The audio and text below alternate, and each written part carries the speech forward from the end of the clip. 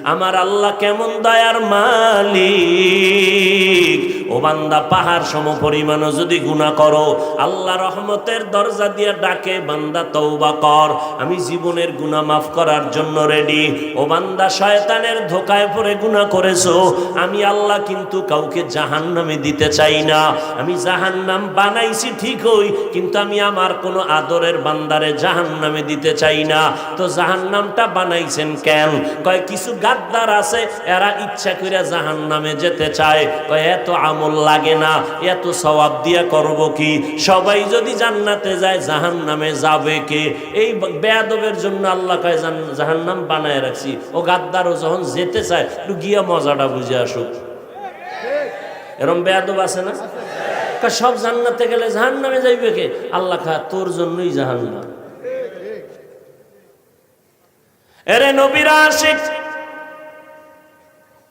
আল্লাহ পাক রব্বুল আলামিন বলেন, এরে গোলাম, তওবার দরজা খুলে রাখলাম। আমি চাই না কেউ জাহান্নামে যাবে, আমি চাই সবাই জান্নাতে যাবে। আমি কেমন চাওয়া চাই? হিসাব ছাড়া যেন সবাই বিনা হিসাবে জান্নাতে যায়। কারণ হিসাবের কাঠগড়ায় দাঁড়াইয়া কেউ যদি জান্নাতে যেতে চায়, জাহান্নামের শাস্তি ভোগ না করিয়া জান্নাতে যেতে পারবে না। এরে নবীর আশিক, বিনা হিসাবে যদি জান্নাত পেতে চাও, আল্লাহর ওয়াদার হলো মুসলমান না হইয়া কবরে আসবা না। মুসলমান হইয়া কবরে যাওয়ার মানে কি? বলে বান্দা, তোর অন্তরটারে গুনাহ থেকে পবিত্র বানাইয়া কবরে আয়। আমি আল্লাহ কিয়ামতের আগ পর্যন্ত কবর বেহেশতের বিছানা বানায় দিব, জান্নাতের সাথে রাস্তা বানায় দিব, জান্নাতের হাওয়া বাতাসে তুই আরামে ঘুমাবি। আল্লাহ পাক রব্বুল আলামিন হাসরের ময়দানে হিসাব ছাড়া জান্নাতে পাঠায় দিবেন। আল্লাহ চান বিনা হিসাবে জান্নাতে দেওয়ার জন্য।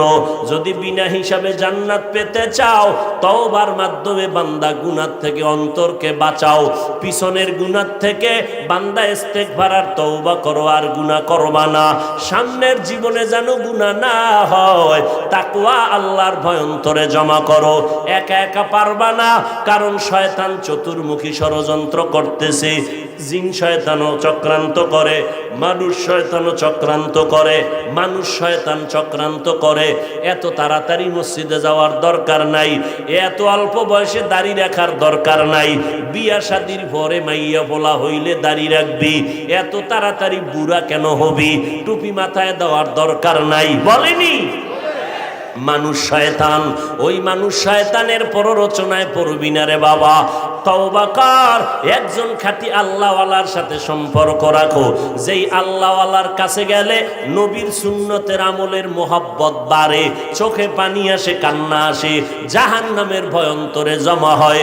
এমন উলামায়ে আহলে হকের পরামর্শ নিয়ে আমল করো। আর ফাঁকে ফাঁকে তোর মা যদি থাকে, মা বাবা থেকে একটু দোয়া নিয়ে চল। কারণ মা বাবায় যদি মাথায় হাত দিয়া দোয়া করে দেয়, আর সে আজিমে পৌঁছতে সময় লাগবে না।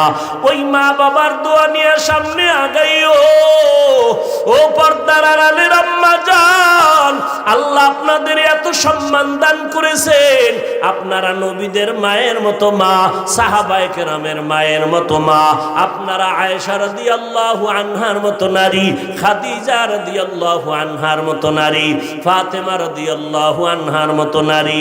এরে আম্মা জান, এই জমিনে যত ভালো ভালো সন্তান আছে, আপনাদের অবদানের কারণে। এসপি সাহেবের ব্যবহার ভালো, মায়ের অবদান। এমপি সাহেবের ব্যবহার ভালো, মায়ের অবদানের কারণে। ওসি সাহেবের ব্যবহার ভালো, মায়ের অবদানের কারণে। ও আল্লাহর বান্দা চেয়ারম্যানের ব্যবহার বড় ভালো। এটা তাদের ব্যক্তিগত কোনো বাহাদুরি না, সব ভালোর পেছনে আছে মায়ের দোয়া, মায়ের অবদান।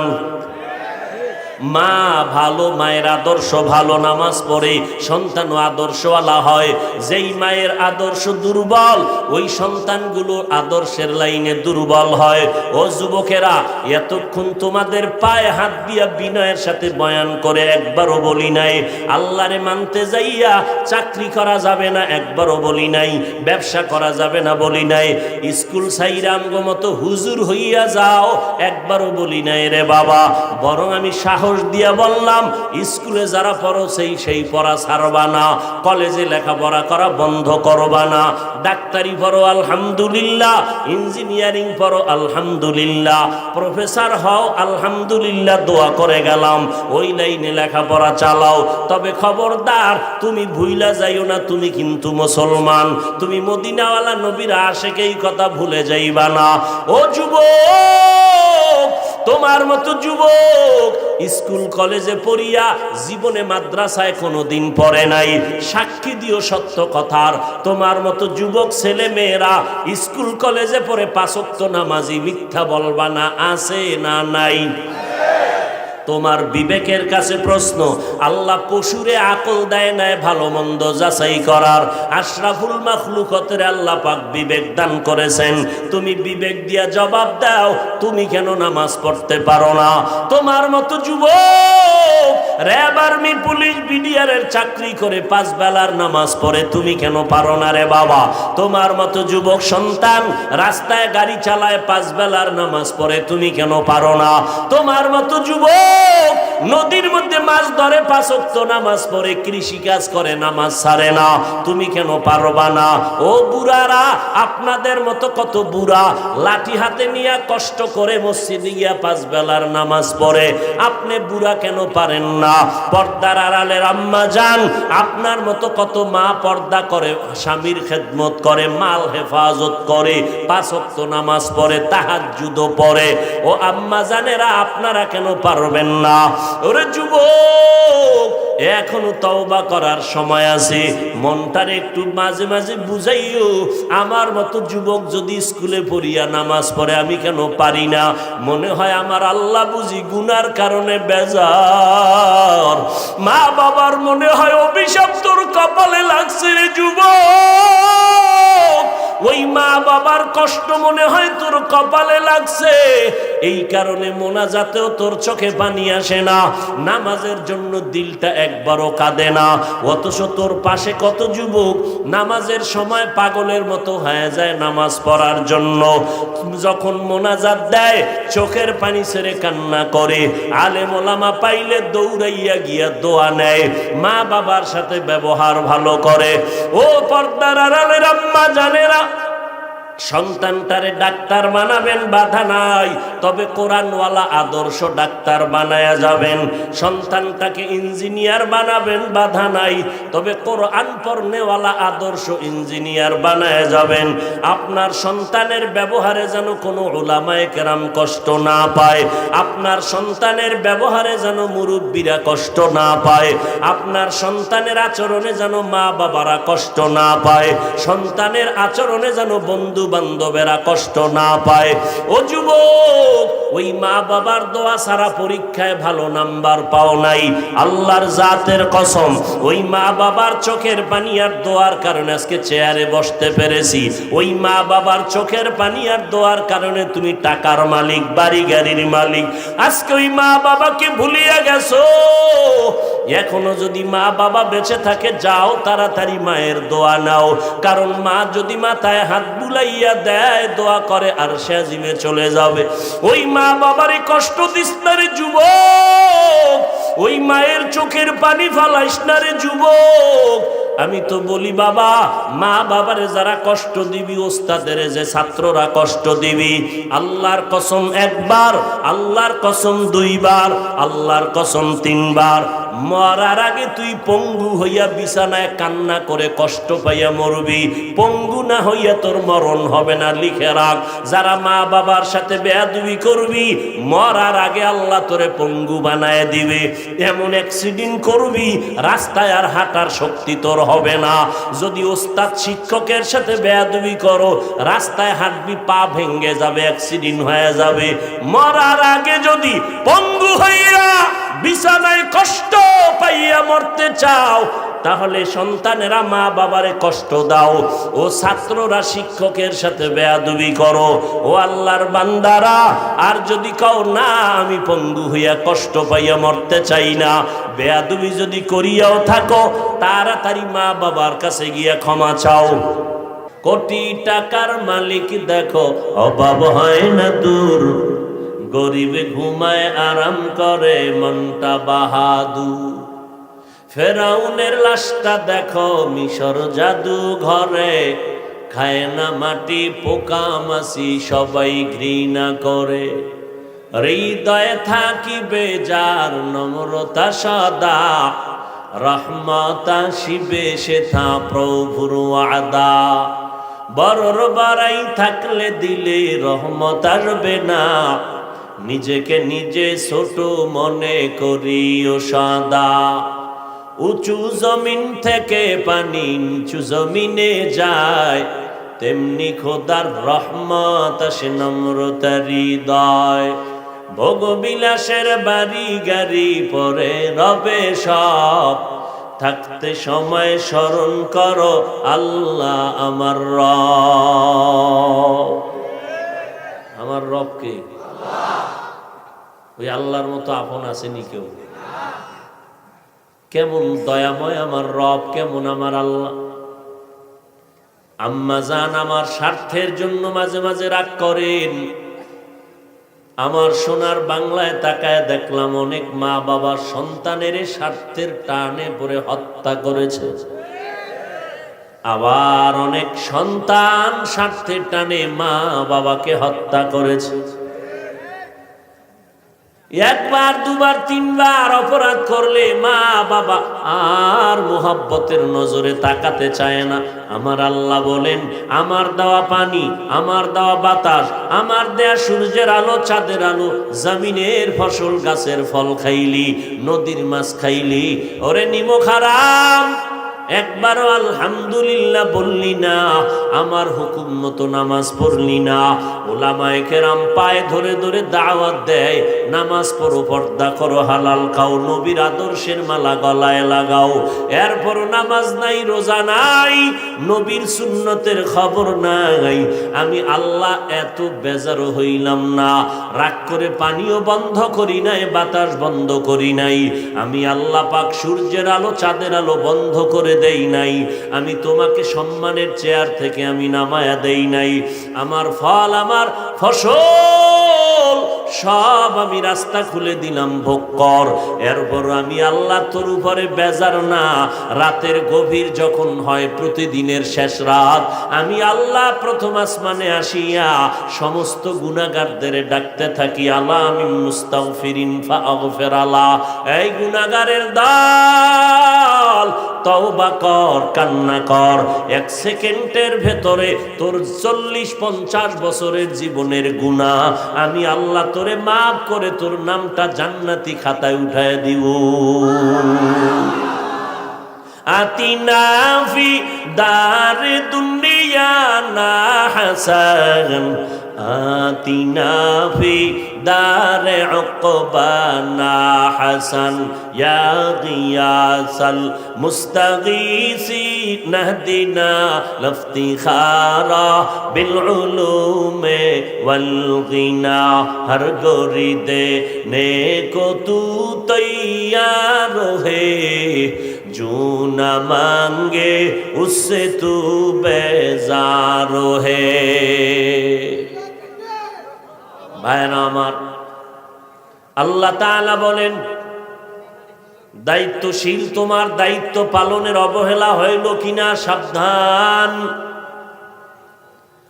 আল্লাহ বলেন, ইয়া আইয়ুহাল্লাযীনা আমানুত্তাকুল্লাহা হাক্কা তুকাতিহ ওয়ালা তামুতুন্না ইল্লা ওয়া আনতুম মুসলিমুন।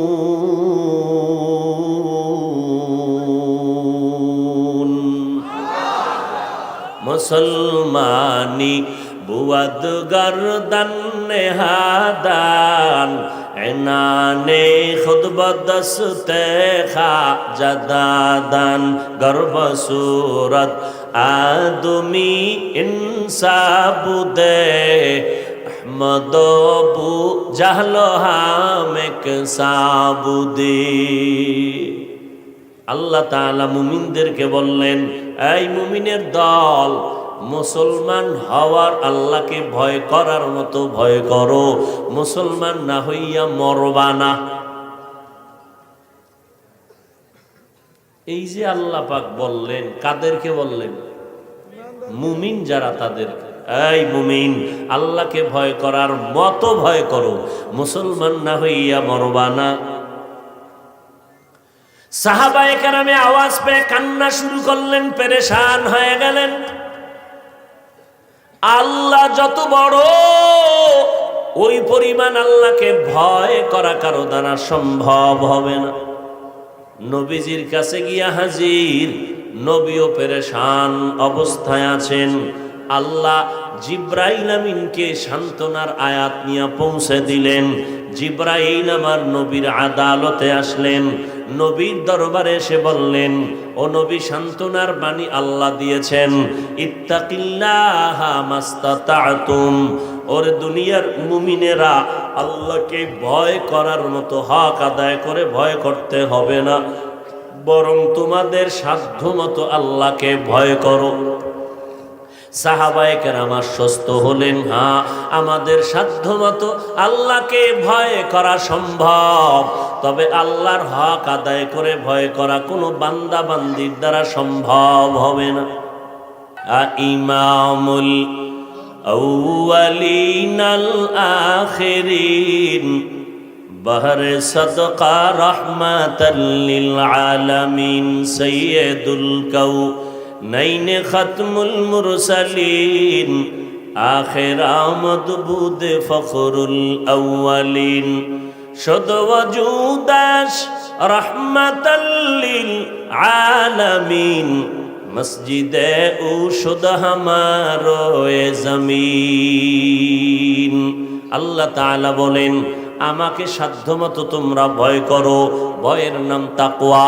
যারা আল্লাহকে ভয় করবেন তাদের নাম মুত্তাকি। ভয়টা থাকে অন্তরের ভেতরে, অন্তরটাও দেখা যায় না, তাকওয়াও দেখা যায় না। এরে নবীর উম্মত, এই তাকওয়া অন্তরে যদি জমা করতে চাও, আল্লাহর ওলি এই জমিনের মধ্যে যারা আছেন, এক বচনে ওলি, বহু বচনে আউলিয়া, এদের সংস্রবে যাও, এদের সোহবতে যাও।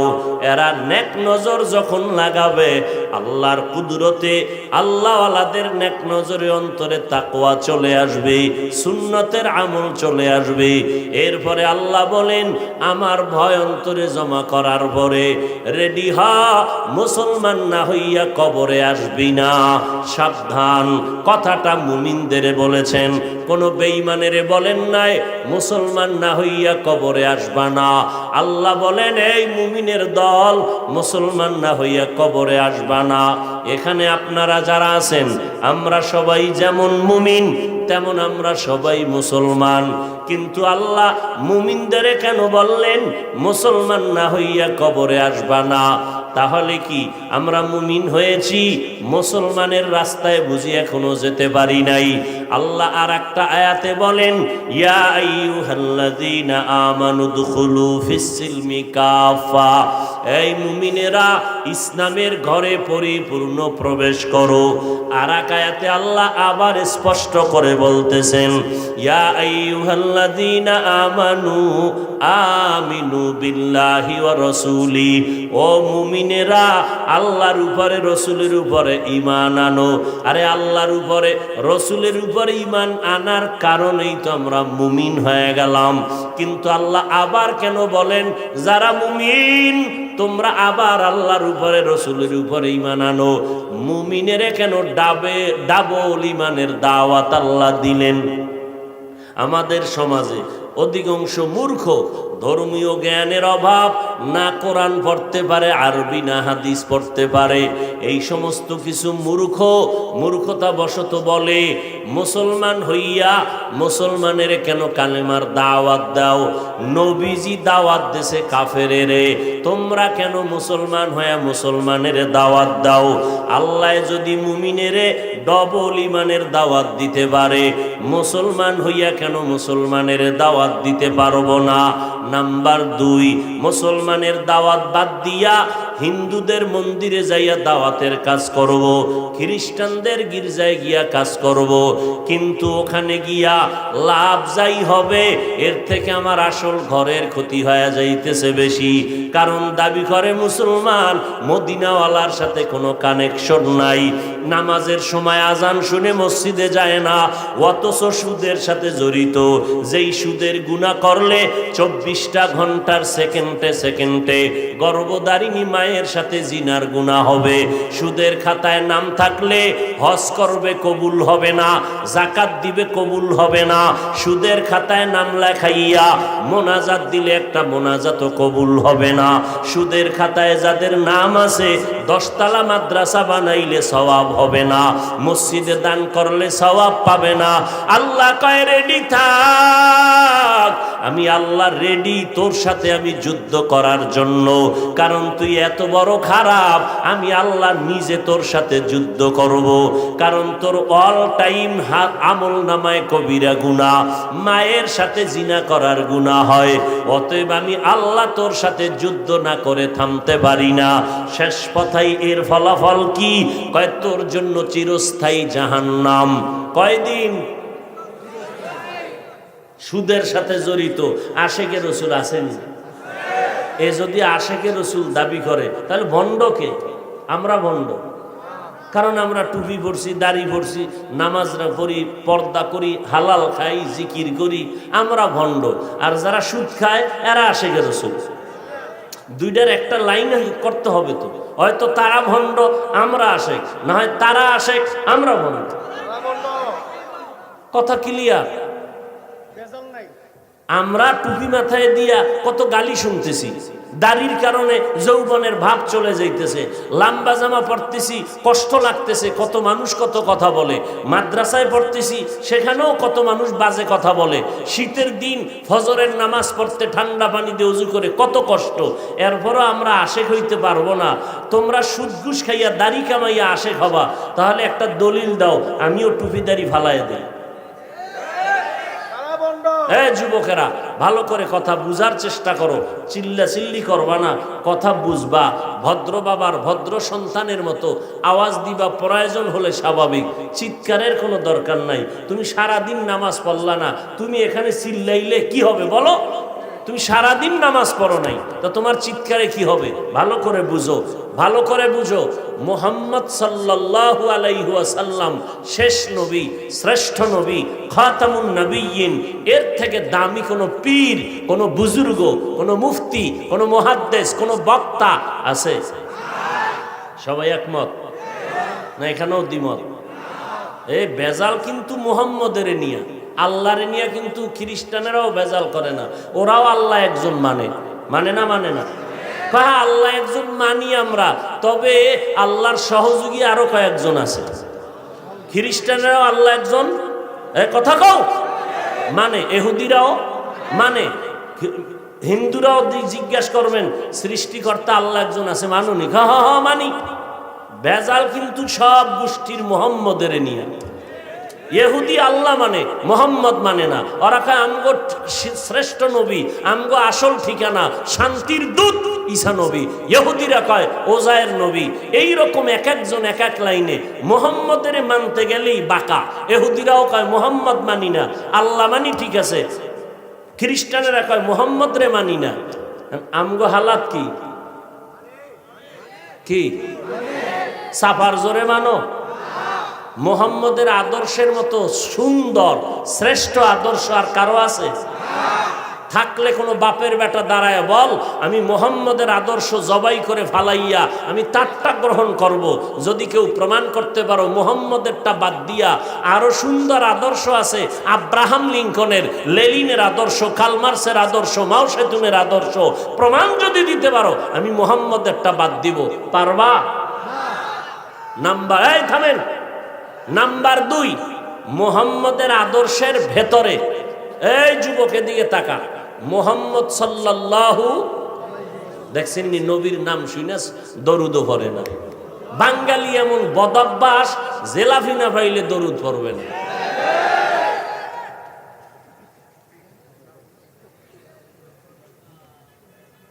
যুবকেরা জবাব দাও, দ্ব্যর্থহীন ভাষায় বুঝে জবাব দিবা, না বুঝলে চুপ থাকবা। মুহাম্মদের আদর্শের ভিতরে চুল কাটার নিয়ম আছে? ভালো করে বলো। নখ কাটার নিয়ম আছে? তো মুহাম্মদের আদর্শে চুল না কাইটা বেঈমানের পা চাটা গোলামের মতো চুল কেটে ইন্দুর আর বান্দর হইলি কেন? মুহাম্মদের আদর্শের নিয়মে চুল না কাইটা বেঈমানের পা চাটা গোলাম হয়েছ কেন? কি স্বার্থ? কি বল? কি যৌবন বেড়ে যায়? চেহারা উজ্জ্বলতা বাড়ে? মা বাবা দোয়া বাড়ায়? শিক্ষকরা খুশি হয়? তাহলে আকামটা কেন করছো বল? যদি কোনো উপকার হয় বল, আমিও করব। আল্লাহর কসম, মুহাম্মদের আদর্শ বললি ভালো, গ্রহণ করো না কেন? বেঈমানের পা চাটো কেন? বিষয় কি? নবীর তরিকায় চুল কাটলে সমস্যাটা কি? শেষ নবী রহমাতুল্লিল আলামিনের লাইনে নখ কাটলে সমস্যাটা কি?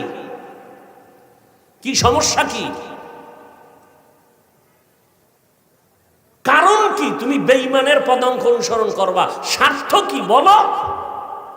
একটা উপকার যদি দেখাইতে পারো যে হাফিজ ভাই বেঈমানের লাইনে চুল কাটার দ্বারা আমার মাথা অল টাইম ঠান্ডা থাকে, 1 সেকেন্ডের জন্য গরম হয় না, এরকম একটা উপকারের কথা বলো। অথচ তুমি টুপি মাথায় দেও না, আর আমি টুপির কথা বললে তুমি বলো টুপি মাথায় দিলে মাথা গরম হয়ে যায়। আবার এর থেকে আরেকটু আপ লেভেলের বেয়াদব যারা, এরা কয় টুপি না দিলে অসুবিধা কি? এর থেকে আরো আপ যারা বেয়াদব, এরা বলে টুপির মধ্যেই কি ইসলাম, দাড়ির মধ্যেই কি ইসলাম, পর্দার মধ্যেই কি ইসলাম, পোশাকের মধ্যেই কি ইসলাম? পোশাকে ইসলাম নাই, দাড়িতে নাই, টুপিতে নাই, পর্দায় নাই, তো ইসলাম তোর আব্বাজান কোন ঘরে তালা দিয়ে রাখছে? বের কর। এই রসুলের দুশ্মন, বের কর। রসুলের রেখে যাওয়া আদর্শ মানবে হিন্দু ভাইরা? বলো। খ্রিস্টানেরা, ইহুদিরা? আমার রসুলের রেখে যাওয়া 23 বছরের আদর্শ পালন করবে কারা? কুমিল্লা জেলার মুসলমান ব্যতীত? হ্যাঁ, ও মুরাদনগর ছাড়া? নাকি নবীর সুন্নাত হুজুরকে দিয়ে দিছ? যদি কেউ নবীর সুন্নাত শুধু হুজুরেরা মানবে, তাহলে জান্নাত হুজুরেরা পাবে, তোমাকে কপালে জুতা।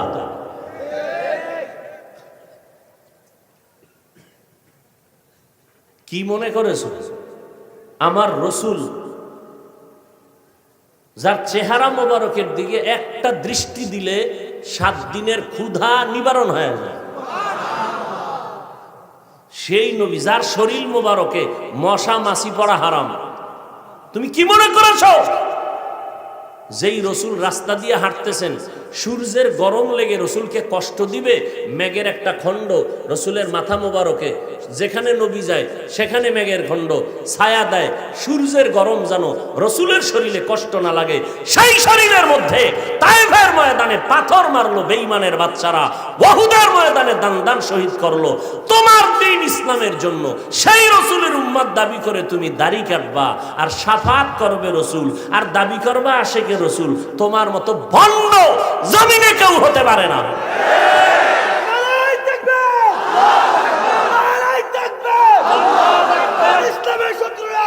হ্যাঁ, আমার আল্লাহ আমাদের রসুলের সুন্নতের আমল করার তৌফিক দান করেন। এটা আমার স্বার্থের জন্য বলছি। হ্যাঁ, আপনি মরে গেলে আপনার কবরে কোনো পীর যাবে, কোনো হুজুর যাবে?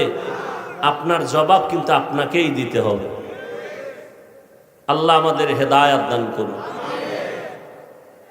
আপনাদের আল্লাহ আমার আল্লাহ দুইজন না এক? আমি যে নবী মানি, আপনারাও নবী কি এক না আলাদা? আপনার আমার কোরআন, কাবা, ধর্ম, কালেমা না? কালেমা নিয়ে একটু ডিস্টার্ব আছে মনে হয়, নাই? আগে কালেমাটা বলি, লা ইলাহা ইল্লাল্লাহ মুহাম্মাদুর রাসূলুল্লাহ, এই হলো কালেমা। কি এটা আপনাকেও কালেমা নাকি আলাদা আপনাদেরটা? আওয়ামী লীগ ওয়ালাদের এই কালেমা, বিএনপি ওয়ালাদের এই কালেমা? কথা বলেন না কেন? তাহলে আপনাদের আল্লাহ আমার আল্লাহ এক, নবী এক, কোরআন এক, কাবা এক, ধর্ম এক, কালেমা এক, দুনিয়াতে আসছি সিস্টেমও। শুধু মুরাদনগরের মানুষ লঙ্গি পরে আসছিল, হ্যাঁ? বিদায় বেলার সিস্টেম, সবার বেলায় কাফন হবে তিনটা। আমি বক্তার সম্মানে একটা কাফন কেউ বাড়াইয়াও দিবে না, রিক্সা ড্রাইভার গরিব হওয়ার কারণে একটা কাফন কেউ কমাইয়াও দিবে না, কালার হবে আলাদা। চরমনাইওয়ালাদের কাফনের কাপড় একরকম, তাবলিগওয়ালাদের আর এক রকম, সোনাকান্দা আর এক রকম, সারসিনার আর এক রকম। তাই কি কি কি কালো সবুজ কি? তো সবুজ লইয়া কিলাকিলি কেন? কালো লইয়া কিলাকিলি কেন? हकीकत से तो दुनिया बेखबर है, दुनिया की नुमाइश पर नजर है। नमी गुयम के आज दुनिया जुदा बाश, बहर कारे के बाशी बा खुदा बाश। तुमिও নবীর উম্মত, আমিও সেই নবীর উম্মত, কিন্তু দুঃখ আজকে আমি টুপি মাথায় না দিলে বড় শরম লাগে। তুমি কেমন মুসলমান, টুপি মাথায় দিতে শরম লাগে? তুমি আলাদা মুসলমান, তোমারে মনে হয় ভিন্ন সিস্টেমে আল্লাহ বানাইছে। হ্যাঁ, আমি দাড়ি রাখলে আলহামদুলিল্লাহ মজা লাগে, দাড়ি কাটতে লজ্জা পাই। তুমি কেমন মুসলমান, দাড়ি রাখতে লজ্জা পাও? আমি লম্বা জামা পরতে লজ্জা পাই না, আরাম পাই। তুমি লম্বা জামা পরতে লজ্জা পাও। আমি বেপর্দায় চলতে লজ্জা লাগে। তুমি কেমন মুসলমান যে পর্দা করতে লজ্জা লাগে? ও আল্লাহর বান্দারা, বিষয় কি? আল্লাহর আযাবের ভয় অন্তরে নাই। এখনো সময় আছে। শিক্ষকের সাথে গিয়া ক্ষমা চাও। এই মোবাইলের আপন বানাইয়া মায়ের সাথে বেয়াদবি করেছো, বাবার সাথে বেয়াদবি করেছো। এই মোবাইলটারে আপন বানাইয়া শিক্ষকের সাথে বেয়াদবি করেছো, টাকা পয়সা আত্মসাৎ করেছো, চরিত্র নষ্ট করেছো। ও আল্লাহর বান্দারা, হেদায়াতের মালিক আমার আল্লাহ। 13টা বছর আবু জাহাল আমার নবীরে দেখিয়াও কালেমা পড়ে নাই, কপাল পরা। এই জমিনে আবু জাহালের মতো শক্ত পাথরওয়ালা অন্তরের কিছু মানুষ থাকবে, হাজারো বয়ানে তাদের দিল নরম হবে না, চোখে পানি আসবে না। বয়ানের পরে ভিন্ন মন্তব্য করিয়া গুনার পাল্লা ভারী করবে। অন্যদিকে ওমরের মতো কিছু মানুষ মেজাজ গরম করিয়া যখন নবীর কাছে আসছে, হঠাৎ মরণের কথা স্মরণ হয়ে গেল, তওবা করে মুসলমান হয়ে গেল। ওমরের মেজাজের মানুষ এই জমিনে যারা ঢুকবে, ময়দানে বয়ান শোনার পর হঠাৎ মরণের কথা স্মরণ হয়ে যাবে, গুনার কথা স্মরণ করিয়া আল্লাহর বান্দা কান্না করে আল্লাহকে মনে মনে বলবে, ও দয়ার মালিক, মনে হয় যেন এই ময়দানে আমার মতো গুনাহগার কেউ নাই। গুনার কারণে আমার হাত না পাক, আমার চোখ না পাক, আমার জিহ্বা না পাক, অন্তর না পাক। আল্লাহ তুমি আমারে মাফ করিয়া দাও। আর কোনোদিন নামাজ ছাড়ব না, দাড়ি কাটিয়া আল্লাহর নবীরে কষ্ট দিব না, আর নবীর সুন্নতের বাহিরে চলব না, মা বাবারে কষ্ট দিয়া কাঁদাবো না, ওলামায়ে কেরামের বিরোধিতা করে গুনাহগার হব না। আজকে থেকে নামাজ পড়ব, 5 বেলার মা বাবার দোয়া নিয়ে চলব, ওলামায়ে কেরামের পরামর্শ নিয়ে চলব, দেশের বিরুদ্ধে জাতির বিরুদ্ধে কোনো ষড়যন্ত্র করব না।